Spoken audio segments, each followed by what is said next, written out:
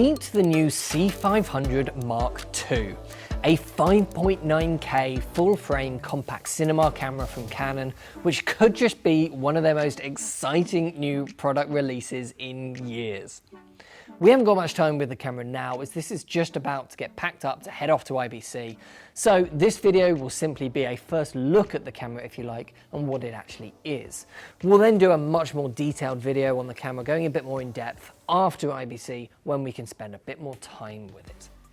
Before we jump into what this camera can do internally, let's take a quick look at the actual body itself of the camera. It's designed much more like the C200 than the original C500 or the bigger C700, but it has a slightly squarer and more compact design than the C200. It's almost like they've just chopped the front off the C700 FF. It feels small, compact and light in the hands, just like a C200 does. It feels very, very similar. And for a camera that's this capable, that is really nice to see. By far the biggest physical change though, is that this is now semi-modular. There are optional modules. So technically it is fully modular, but I like to think of it as semi-modular, because out of the box, the camera actually comes with everything you need to get up and running. The modules are there to expand the capabilities of the camera rather than build it up from the ground up like on some other systems out there. For example, it comes with an EF mount, but you can get a PL mount or a locking EF mount and swap them over yourselves with just 4 easy screws. And this is the first time we've ever seen Canon make their mounts user changeable, which is a very welcome change. You can also add an EVF to the back so that it functions like a C200 does. But this means that this EVF is now optional, which is great, as on previous cameras people have often wanted to remove it when they're working with gimbals, things like that. You can of course use the viewfinder from the C700 as well if you want a better viewfinder for operating from the side. And there are 2 different modules to go on the back of the camera to make the camera more suitable for multi-camera production environments.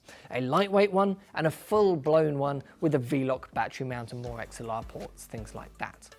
But without any of these options, the camera is ready to go for most work in a nice compact package. The other big physical change is the media.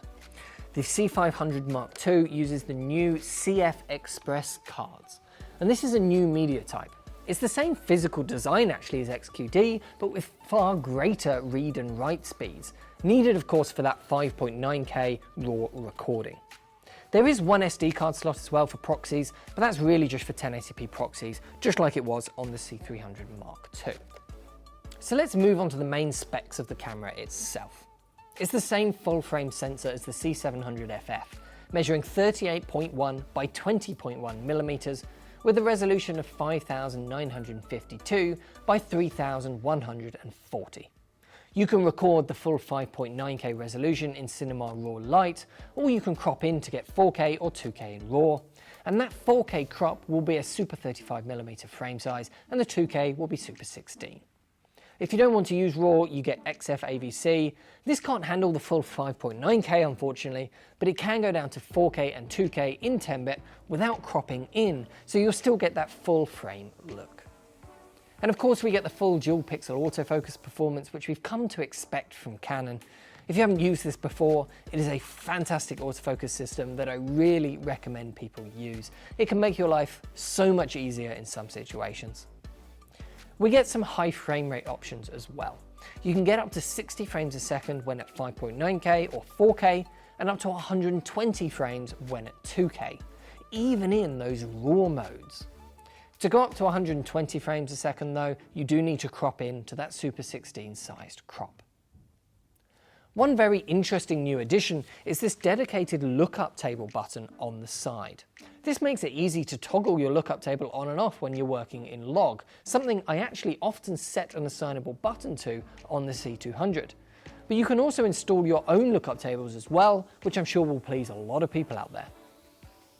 Canon have also added 5-axis image stabilization, which is actually a first for this style of camera. Interestingly, this isn't a stabilized sensor itself as such, more of a hybrid stabilization system like on the EOS R mirrorless camera. It uses the lens data for focal length and works in partnership with the optical lens image stabilization on EF glass, and it combines that with a small crop on the sensor to digitally stabilize your footage. Now, this is not ordinary digital stabilization like you do in post. It's a bit better than that. You won't get those nasty warping artifacts you can often see in post-stabilized footage done in editing software.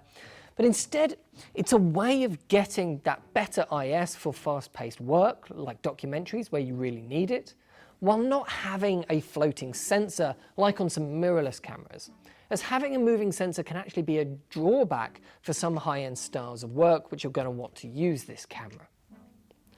Overall, I think this is an incredibly exciting camera and possibly the best new release we've seen from Canon in a while. It simultaneously fixes a lot of people's negative feedback from the C700 and FF and the C200 while still keeping the main strengths of each of those two cameras. It's now one of the most affordable large format cinema cameras on the market, and I think it's one that's going to make a lot of sense for a lot of people. It's very much early days though, so if you've got any questions at all about the product, please do let us know down in the comment section down below.